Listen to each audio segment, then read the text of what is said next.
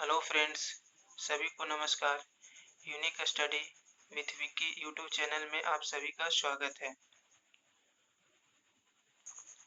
आज का video competitive exam of view के लिए बहुत इम्पोर्टेंट है, क्योंकि इससे कई बार क्वेश्चन पूछे गए हैं और आने वाले एग्जाम में इससे क्वेश्चन पूछा जा सकता है। आज का जो वीडियो है वो इम्पोर्टेंट प्रैक्टिकल यूनिट पे है, तो चलिए देर न करते हुए अपने प्रैक्टिकल कुछ यूनिट के बारे में समझेंगे, याद करेंगे। देखिए, कहता है जी गुरुत्वाकर्षणीय नियतांक बराबर 6.673 इंटू 10⁻⁻11 न्यूटन मीटर स्क्वायर पर केजी स्क्वायर। ये जी क्या है, इसके बारे में थोड़ा चर्चा कर ले तो अच्छा रहेगा। देखिए, जो बड़ा कैपिटल जी है इसको ग्रेविटेशन कहते हैं, और गुरुत्वाकर्षणीय नियतांक नियतांक क्या होता है, जिसको हम लोग कांस्टेंट बोलते हैं, जिसका वैल्यू नियत होता है, वो कभी बदलता नहीं है। और गुरुत्वाकर्षण क्या होता है, इसका value 6.673 into 10⁻⁻11 newton metre square प्रति केजी स्क्वायर। ये जो न्यूटन मीटर स्क्वायर प्रति केजी स्क्वायर ये आया कहाँ से, और ये वैल्यू को किसने प्रतिपादित किया, इसके बारे में हम लोग समझते हैं। तो देखिए, सबसे पहले जानने की कोशिश करेंगे कि गुरुत्वाकर्षण के बारे में पहले सोचे कौन और बताए कौन। तो इनमें एक महान वैज्ञानिक का नाम आता है जिनका नाम है न्यूटन। तो न्यूटन महोदय के बारे में थोड़ा चर्चा कर लेते हैं। देखिए, न्यूटन का पूरा नाम सर आइजैक न्यूटन, वह एक अंग्रेज वैज्ञानिक थे। कहा जाता है कि 1661 ईस्वी में वो शिक्षा प्राप्त करने के लिए कैम्ब्रिज विश्वविद्यालय गए थे, परंतु वहां एक बीमारी फैल जाता है जिसका नाम है प्लेग, जिसके कारण वो एक साल के लिए वो छुट्टी पे घर चले आ जाते हैं। घर आने के बाद एक समय की बात है कि वो अपने बगीचे में एक सेब के पेड़ के नीचे बैठे हुए थे। तत्पश्चात अचानक एक सेब उनके शरीर पे गिर पड़ता है और वो सोचने लगते हैं। बस यही घटना है जिसके कारण न्यूटन महोदय ने ये संभावना व्यक्त किया कि ब्रह्मांड का प्रत्येक पिंड प्रत्येक अन्य पिंडों को एक बल से आकर्षित करता है, और इसे गुरुत्वाकर्षण का सार्वत्रिक नियम का खोज निकाला। लेकिन ये तो सन 1665 ईस्वी का घटना है। अब गुरुत्वाकर्षण का सार्वत्रिक नियम का जो प्रतिपादन किया गया वो कब किया गया, वो सन 1687 ईस्वी में किया गया था। अब ये गुरुत्वाकर्षण का सार्वत्रिक नियम क्या है। देखिए, गुरुत्वाकर्षण का सार्वत्रिक नियम हम लोग ये कह सकते हैं कि ब्रह्मांड में कोई भी जो पिंड हो वो प्रत्येक पिंड अन्य पिंडों को एक बल से आकर्षित करता है, जो बल दोनों पिंडों के द्रव्यमान के गुणनफल का समानुपाती तथा उसके बीच की दूरी के वर्ग के बीच कर्मानुपाती होता है। इसको इस डेफिनेशन को हम लोग एक फिगर के माध्यम से समझते हैं।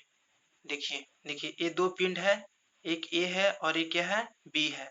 तो पिंड ए का जो द्रव्यमान है वो m1 है और पिंड बी का द्रव्यमान है वो m2 है, और दोनों पिंड के बीच की दूरी क्या है, d है, यानी डिस्टेंस है। तो ये क्या बताया, जो पिंड ए है वो बी को अपनी ओर खींच रहा है और पिंड बी है वो ए को अपनी ओर खींच रहा है।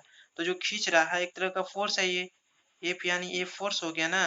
तो यहाँ पे हम लिख सकते हैं कि एफ इक्वल टू जो पिंड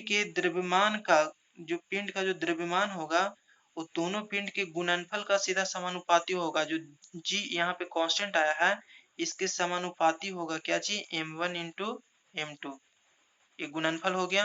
और दोनों पिंडों के बीच की जो दूरी होगा उसके वर्ग वर्ग बोले तो d का स्क्वायर, और व्युत्क्रमानुपाती मतलब 1/d का स्क्वायर भी कह सकते हैं।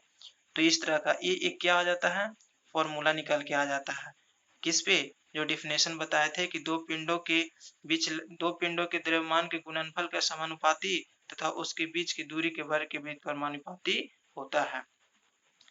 देखिए, अब इस फॉर्मूला से हम लोग ये निकाल लेंगे कि न्यूटन मीटर स्क्वायर प्रति केजी स्क्वायर होगा इसका एसआई यूनिट कि नहीं होगा। तो देखिए, इस फॉर्मूला से हम लोग कैसे ज्ञात करते हैं। ये फोर्स है, इसके नीचे हम 1 पुट कर सकते हैं। अब बाय क्रॉस मल्टीप्लाई करेंगे, ठीक। यदि 1 में g into m1 into m2 से मल्टीप्लाई किए तो कितना आएगा, g into m1 into m2 equal में क्या होगा, F इंटू डी का स्क्वायर। ठीक, अब देखिए G को यहीं पे हम छोड़ देते हैं इक्वल के लेफ्ट साइड में, और ये दोनों मल्टीप्लाई में है तो राइट साइड में जाएगा तो क्या होगा, डिवाइड में चला जाएगा। तो F इंटू डी का स्क्वायर बाई कितना, m1 इंटू m2।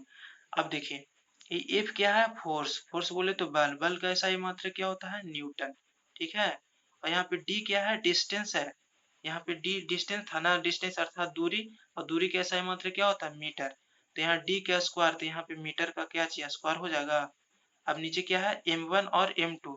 देखिए ये m1 और m2 ये क्या है, दोनों मास है। मास बोले तो द्रव्यमान, और द्रव्यमान का ऐसा मात्रा क्या होता है, kg। तो यहाँ पे kg यानी किलोग्राम, kg इंटू kg, दो ठो मास है ना, तो kg इंटू kg। अब क्या हो गया, newton metre square by kg में kg से मल्टीप्लाई किए तो kg स्क्वायर। इसको ऐसे लिख सकते हैं कि न्यूटन मीटर स्क्वायर पर kg स्क्वायर। अब समझ में आ गया होगा कि बड़ा G का जो SI मात्रक होता है न्यूटन मीटर स्क्वायर पर kg स्क्वायर।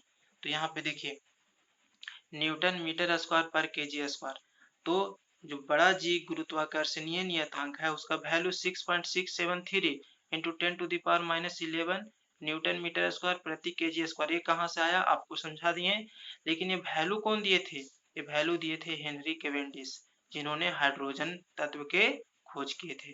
ठीक है मित्रों, नेक्स्ट अब देखिए ये छोटा जी है यानी स्मॉल जी, इसको हम लोग बोलते हैं गुरुत्वीय त्वरण। बड़ा जी को बोले थे ग्रेविटेशन, और ये है ग्रेविटी। ये क्या है, ग्रेविटी है। तो इसका जो वैल्यू होता है 9.8 मीटर पर सेकेंड स्क्वायर। अब जो ये तो कांस्टेंट था, इसका वैल्यू कहीं पे भी ले जाएंगे तो नहीं बदलेगा, लेकिन ये जो जी ग्रेविटी है, स्मॉल ग्रेविटी यानी ग्रेविटेशनल स्मॉल जी है, इसका वैल्यू क्या होता है, बदल जाता है। जब ध्रुव पे जाते हैं तो छोटा जी का मान क्या हो जाता है, बढ़ जाता है। जब विषुवत रेखा पे आते हैं, विषुवत रेखा को भूमध्य रेखा भी बोलते हैं, 0 डिग्री अक्षांश भी बोलते हैं। जब विषुवत रेखा पे आते हैं तो छोटा जी का मान क्या जी होते जाता है, कमते जाता है। और जो पृथ्वी के केंद्र पर अगर देखा जाए तो जी के मान क्या हो जाता है, शून्य हो जाता है। ठीक, तो छोटा जी यानी गुरुत्वीय त्वरण का जो वैल्यू हम लोग लेके चलते हैं 9.8 मीटर पर सेकेंड स्क्वायर। अब देखिए एक रेडियन बराबर होता है 57.3 डिग्री। अभी समझते हैं रेडियन क्या होता है। देखिए सपोज कोई वस्तु एक वृत्ताकार पथ पे क्या करता है, चक्कर लगाता है, ठीक ना। तो वृत्त में यहाँ पे एक केंद्र होगा।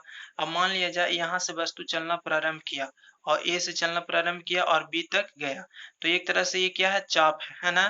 तो इसका ये क्या है, त्रिज्या है, और ये भी क्या है, त्रिज्या है। तो वृत्त में त्रिज्या तो सभी जगह सेम होगा, लेकिन बिंदु ए से बी तक जाने में यहाँ जो वृत्त के केंद्र था वहां पे एक ठिट्टा का निर्माण हो गया, है ना। यही जो ठिट्टा हो गया इसको हम लोग बोलते हैं कोणीय विस्थापन, जिसको इंग्लिश में बोल सकते हैं एंगुलर डिस्प्लेसमेंट, है ना। तो यहाँ से ये क्या है, एक तरह की लंबाई भी हम बोल सकते हैं, तो एल लंबाई हो गया। तो यहाँ से एक फॉर्मूला निकल जाता है theta equal to L by R. ठीक, तो ये क्या हो जाता है, कोणीय विस्थापन। और कोणीय विस्थापन का ही एसआई मात्रा क्या होता है, रेडियन होता है। ठीक ना, कोणीय विस्थापन का एसआई मात्रा क्या होता है, रेडियन होता है। इसलिए एक रेडियन बराबर 57.3 डिग्री। अब देखिए 1 किलोवाट घंटा बराबर 3.6 गुना 10⁻6 जूल। ये क्वेश्चन पूछा गया था 2018 का जो ग्रुप डी का एग्जाम हुआ था, उसमें ये वैल्यू पूछा गया था। अब 1 किलोवाट घंटा 1 यूनिट के बराबर होता है। ठीक, तो 1 यूनिट को एक BOT यूनिट हम लोग कहते हैं, ठीक ना। अब BOT क्या होता है, बोर्ड ऑफ ट्रेड यूनिट। इसका भी वैल्यू होता है 3.6 इंटू 10⁻6 मीटर। अब 1 किलोवाट घंटा 1 यूनिट के बराबर है, तो क्या वैल्यू चेंज हो जाएगा, नहीं। देखिए अगला है एक इलेक्ट्रॉन वोल्ट, यानी इलेक्ट्रॉन वोल्ट 1.6 इंटू 10⁻19 जूल, और 1 इलेक्ट्रॉन आवेश बराबर 1.6 इंटू 10⁻19 कूलम। यहाँ सिर्फ डिफरेंस ये है कि जो इलेक्ट्रॉन वोल्ट है वो जूल में होगा, और आवेश होगा वो कूलम में, क्योंकि आवेश का ऐसा मात्रा क्या होता है, कूलम होता है। ठीक, तो एक इलेक्ट्रॉन आवेश बराबर कितना कूलम, 1.6 इंटू 10⁻19 कूलम, और 1 electron volt equal to 1.6 into 10⁻19 joule. Next एक कूलम्ब आवेश बराबर, यहाँ एक इलेक्ट्रॉन आवेश था, यहाँ एक कूलम्ब आवेश बराबर 6.25 इंटू 10⁻18 इलेक्ट्रॉन्स होते हैं। ठीक, वीडियो काफी ज्यादा लंबा होते जा रहा है। अब मिलेंगे नेक्स्ट वीडियो के साथ मित्रों। ये वीडियो कैसा लगा, इसको ज्यादा रटना नहीं है, समझने की कोशिश करना है। ठीक, और वीडियो कैसा लगा अपने विचार अर्थात ओपिनियन को कमेंट बॉक्स में लिखें। इससे पहले कि मैं 2 क्वेश्चन देता हूं और उसको भी कमेंट बॉक्स में आंसर देना होगा। ठीक, इसमें हम 2 चीज के बारे में चर्चा किए थे। एक जो कैम्ब्रिज विश्वविद्यालय है वो बताना होगा कि कैम्ब्रिज विश्वविद्यालय है वो कहाँ है, और दूसरा क्वेश्चन कि न्यूटन महोदय जो 3 गति नियम दिए थे वो प्रिंसिपिया नामक बुक में दिए थे। प्रिंसिपिया नामक बुक कब प्रकाशित हुआ था? तो इस क्वेश्चन का आंसर कमेंट बॉक्स में लिखकर बताएं। तब तक के लिए धन्यवाद।